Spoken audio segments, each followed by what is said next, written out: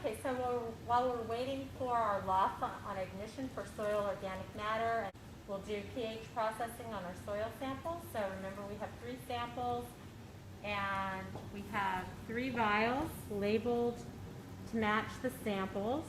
And we're going to take a subsample from our overall samples and fill it up to about the top of this curved area, so it's about halfway up this vial.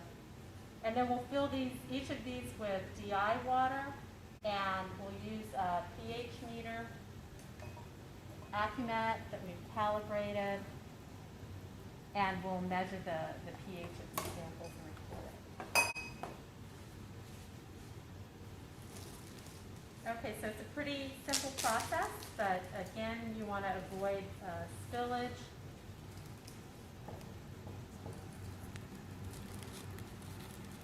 You're bound to get,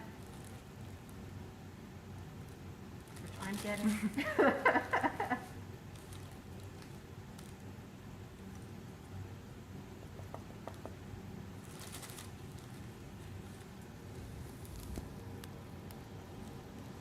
It might be easier to actually do it from the bag when you try this. Okay. Okay, so T11 is in its vial. Put the cap on it and set it aside. And then we'll do the other 2, and we'll proceed with the next step for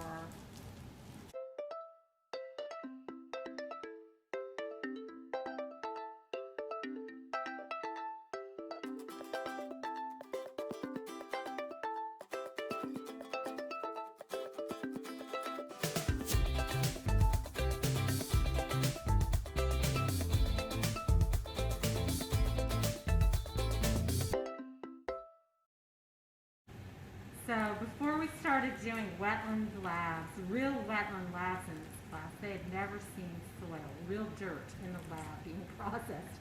Wow. So yeah, so it's always like a shock to the system for professors who are used to fish and aquatic organisms to walk into the lab and have all this dirt all over the place. Okay, so we've got all of our samples ready to go, and now we're going to top them off with DI water.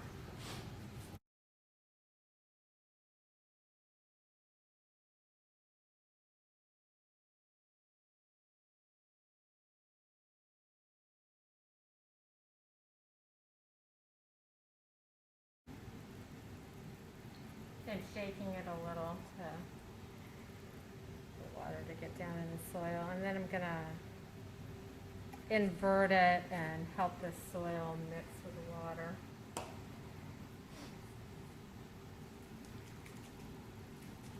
Well, do more than invert, actually shake.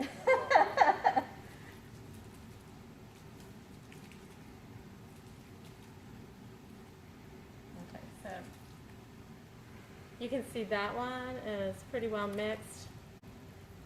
So I'm going to let it sit for a few minutes and then take care of the other 2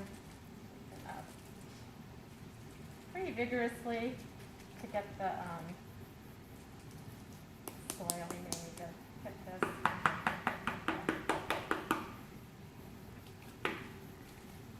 The great part about having a well-sealed well. Okay, so that is ready to go.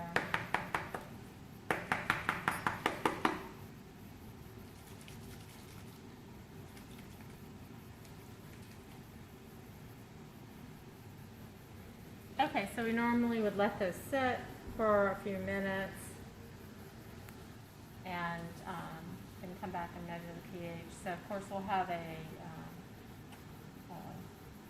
data sheet to write the pH down on. So we'll speed up time. Okay, so our samples have set a couple minutes. So we'll go ahead and just measure the pH.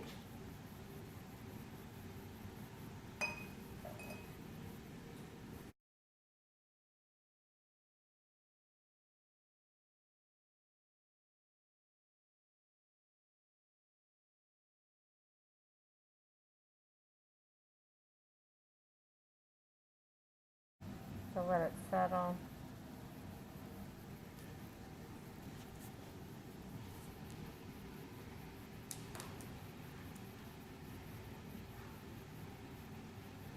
Okay, and we wait for the stable light to come on in the meter, so we're at 6.14. So a little acidic, which we expect in wetland soils. The longer it's been a wetland, the more they approach neutral. Okay, so we want to rinse the meter off.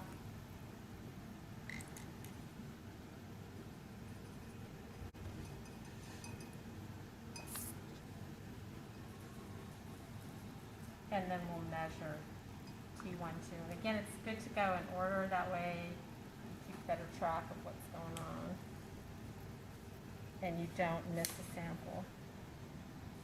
Okay, so hit measure.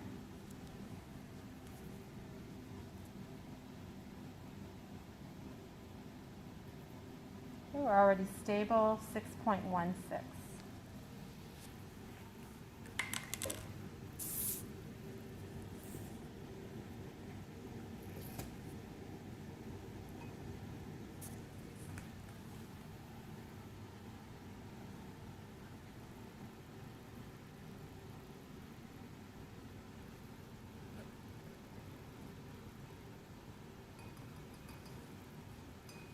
Okay, rinse the meter off, and then our last sample, T113. Shake it up a little bit. Put the probe in. Hit measure.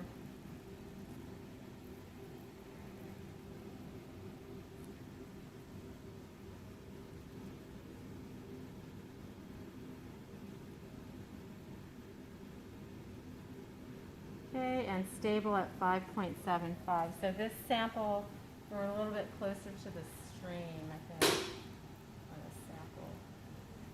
But significantly lower pH.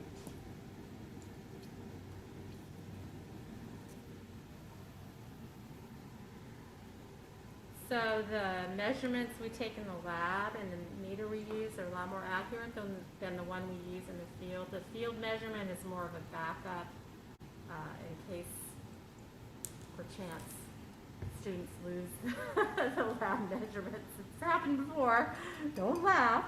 So anyway, these are the measurements you'll use when you do your